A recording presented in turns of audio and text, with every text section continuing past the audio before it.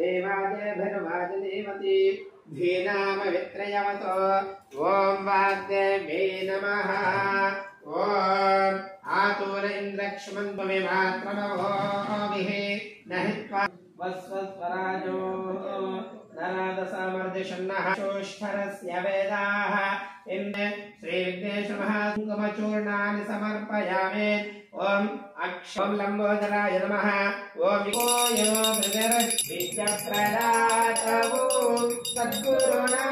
कलिंगमौलिविलसत्पूर्णेन्दुवातामृतैः अस्तोकाफलवेकभारमनिशो भगवते रुद्राय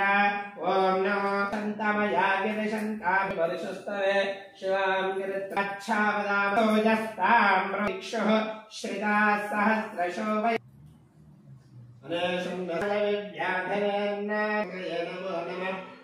नमो नमः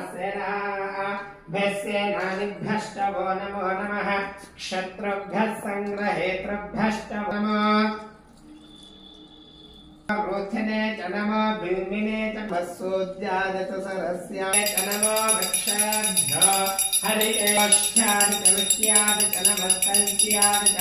ज्येष्ठ्यादि च नमः काट्यादि च येन कल्पताम् एका च मे तिस्रश्च मे पञ्च च मे सप्त च मे नव च मे एकादश च मे त्रयोदश च मे पञ्चदश च मे सप्तदश च मे नवदश च मे